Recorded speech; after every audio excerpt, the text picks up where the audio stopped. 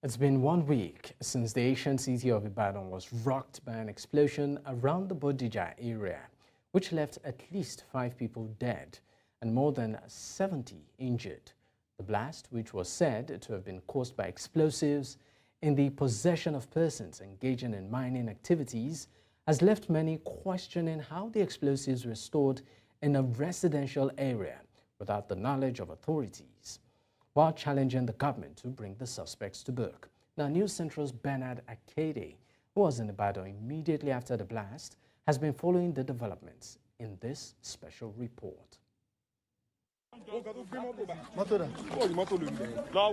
Nigerian social media space was a scary place to visit on the night of Tuesday, 16th January 2024. Graphic videos and images showing what looked like an explosion went viral, with people having their suggestions as to what may have happened.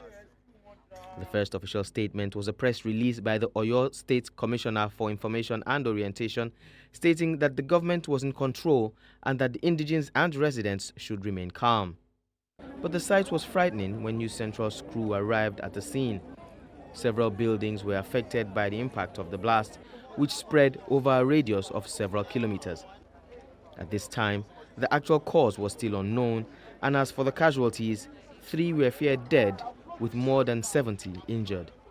But from what could be seen, there was reason to believe the numbers could be more than what was stated. We have to implore the government to please carry out, like I've issued a statement this morning, that we should carry out a thorough investigation of the circumstances leading to this kind of thing. Many onlookers and passers-by had gathered, some sympathizing, others just staring in disbelief. While rescue workers continued to search for possible survivors, security operatives struggled with crowd control.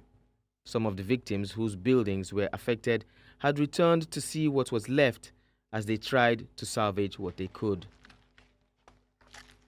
But we were in shock when we heard the sound, like an explosion. We were just running for our dear lives. Then later we came and everywhere was just blurry. We could not even see each other. It was very dark, smoky. But this morning, we now later saw the old damages because we could not even sleep at home. We slept outside the estate because I can't even explain. And we lost somebody. We started with a pole from a building adjacent to our house catching fire. So it's packed like, I think, 3 times. Then we're all shouting. We're like, what are we to do? Are we to run away? Because of the last week we didn't have lights. So we're like, okay, transformer has spot already. But as we have it, we just heard the sound and the walls after us, the walls behind us went,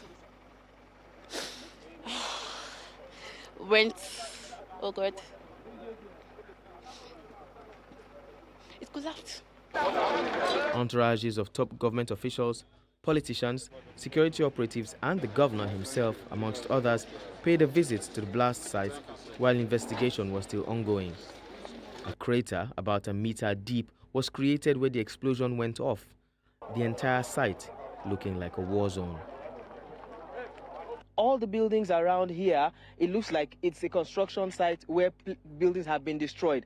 And then behind you can see just carcass of other buildings around. There's a lot of debris on the floor, so we have to move carefully as well. Here too, there were some buildings here, all gone. These are vehicles that were parked in buildings, careful Tosin, that were parked in the building garages, and you can see the effect of the explosion on those buildings. There's an excavator here that's been working since last night. By the morning of Thursday, 18th, rescue work continued at the site while more residents came back to see what was left of the place they once called home. Meanwhile, more information concerning the explosion has surfaced from the government's quarters. Some people must have been storing explosive materials in that house for a period of time, not just this immediate time, because for you to have such a magnitude of the crater that created, it is even possible that maybe they build a bunker, which the landlord may know or may not know, keeping some of those explosives. And it's hot weather now, these things don't like heat. We saw some document which indicate that people living in that building, whether legally or illegally, they must have been engaged in business of purchase, using, or selling explosives. As a way of supporting the victims who were directly involved, the government had asked nearby hotels to accommodate victims and hospitals to attend to the wounded, all bills to be taken care of by the government. A temporary emergency situation site was also set up where victims could account for what they had lost. At the site of the explosion, more victims recounted their experiences and how they were coping.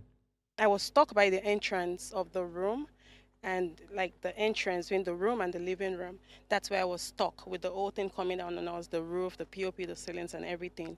So it came down, it was a very loud noise. So there's no how you can communicate, there's no how you can hear anything. So it happened for like 10 minutes straight, like those things, the rubbles were falling down for like 10 minutes straight. Then it was after the whole noise stopped that I was able to like ask for my kids and all that. My younger daughter had a cut on her head. The other one had a few scratches. So my whole intention was only our house was demolished. So I tried, like I had to like try to find my car key with the intention of, okay, let's just go in the car. Wherever we can drive to tonight, let's just go there. Only for me to get downstairs and the car was gone as well. After the initial explosion, we had a distress call. And the principal, vice principal, myself, and one or two other staff also responded. And we rushed down here. We were able to evacuate everybody. There were 19 girls, 2 coppers, 1 matron, 1 assistant matron, and 1 security man. So there were 24 people in all. Well, to the glory of God, there is only 1 critical case. Later that day, a statement from the governor's office had it that the death toll had risen to 5, stating that some victims had succumbed to injuries sustained and later died.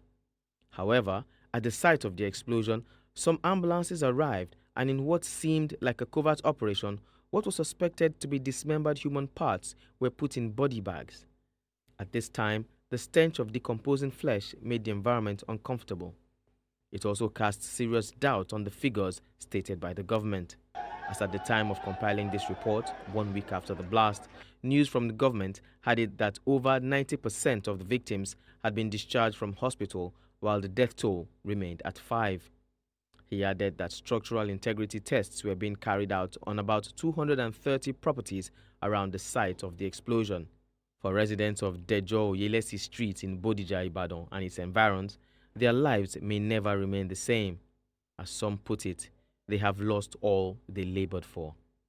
All attention is now turned towards the government to see what kind of compensation could be given to the victims, while hoping that the culprits behind this unforgettable, tragic disaster will be brought to book.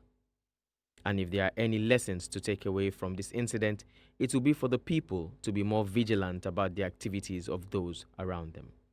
In Lagos for News Central, I'm Bernard Akede.